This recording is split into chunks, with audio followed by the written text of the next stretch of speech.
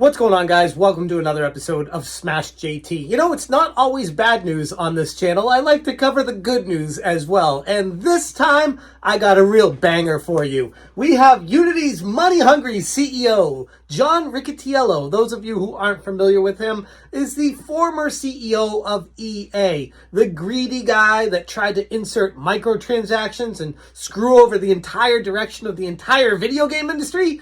Yeah, that same guy. If I were to assume, he was forced out of his position there, but as far as the public-facing statement is concerned, he's resigned. JT. Hit that subscribe, give me a like, and check out smashjt.com. And for this video, I know I have all this information here, and it's great. You should probably check it out. But for this video, I'm going to talk about my feelings on this in a lot more detail, because if you hadn't seen my previous Unity videos, check those out. I'll put one of them above me right now, giving you an overview on how this guy screwed over the entire indie video game developer scene by rushing this ridiculous order of charging ridiculous amounts to these small-time developers that one of them was forced to cancel a game. Check that video out. That's an interesting one as well. This guy doesn't care. He's the type of CEO that blazes a path destroying everyone along the way in the name of making more money. And while, yeah, it's really noble to try to make money as a CEO for a company, if you're doing it at the expense of others, destroying their livelihood, ruining their companies, ruining their hard work, destroying everything in its way, you gotta draw the line somewhere. First reported by CNBC, and in a surprising turn of events, Unity's longstanding CEO, John Riccitiello, has stepped down from his role as president, CEO, chairman, and board member, effective immediately. And for those of you that may have missed it, this is exactly what I was calling for as soon as this came through, that they were changing the laws and rules of what Unity was doing, because it was such an awful decision. It was worthy enough to lose your job. Riccitiello is previously known for his greedy leadership over at Electronic Arts, and he's been under the helm of Unity since 2014, joining the board in 2013.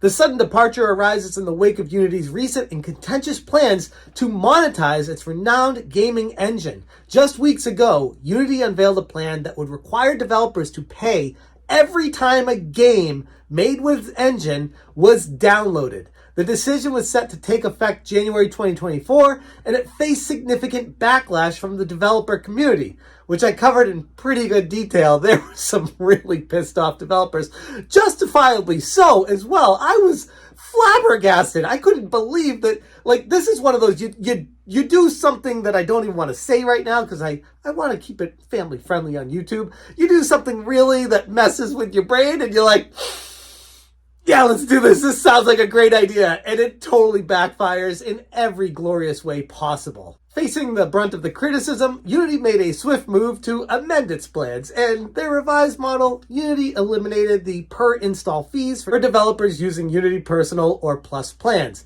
Moreover, the new fees were scrapped for games already in circulation. Which is what makes sense, because how can you do that to the developers who are your customers that learned how to work with your game engine, put the months, the years, the effort, the time developing these games for you just to say, oh, all those things that you worked on for the past 3 to 5 to 7 years, we're going to start charging you stuff on those that we never told you about before. First off, these developers were under the impression that if they worked on these games that you wouldn't go back in time trying to charge them for things, and that maybe if rules were to change going forward, they could adjust on the fly with that. But what it turned into was a complete cluster where developers were scrambling to learn a new language to program because they didn't want to use Unity anymore, and many of them have sworn it off completely anyways.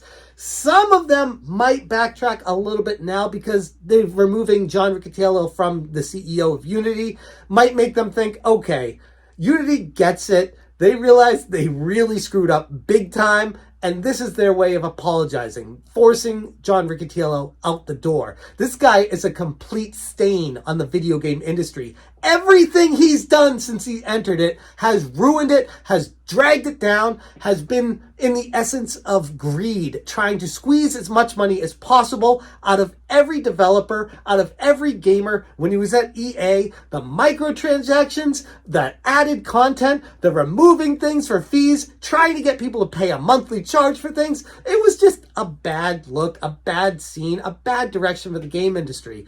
Fast forward to now at Unity, and look, he's doing the same damn thing. And this guy goes on stage talking about how there's so much money being lost because they're not trying to get more out of people instead of just being happy with what they got. Unity's board is moving quickly to fill the leadership void left by Riccitiello. Former IBM president James Whitehurst has been named the interim CEO and president of Unity.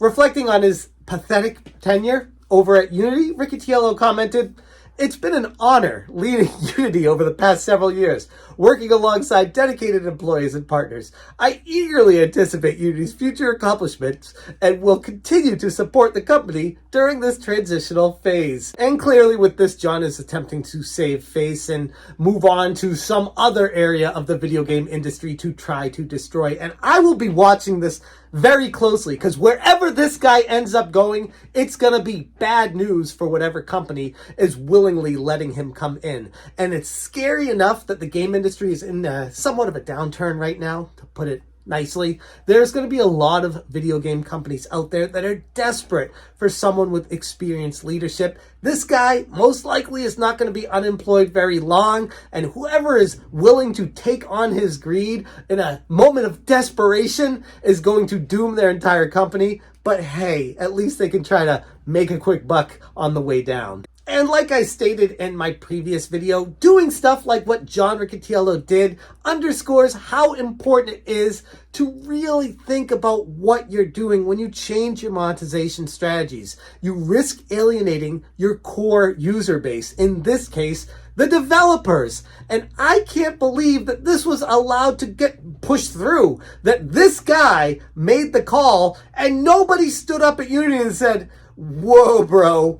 No, we probably shouldn't do that. And also, if you listen to me, I'll probably be saving your job because you're going to look like a complete moron if you move forward with this." No one stepped up to stop him. He moved forward with the most ridiculous decision I've seen in years in the video game industry, trying to squeeze as much money as possible out of these developers. And let's be honest, it was a bad move, and he should have lost his job over it, like I was calling for in my original video.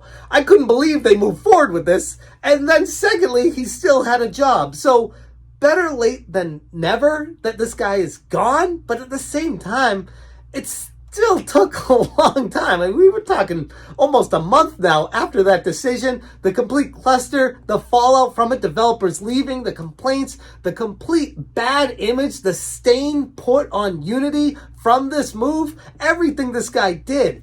Yes, it's good he's gone, and yes, it's an absolute win for the video game industry, but at the end of the day, the fact that this kind of stuff even happens in the first place should scare everybody. It was a bad look, and hopefully Unity learned from its poor decision of allowing this guy to make those calls.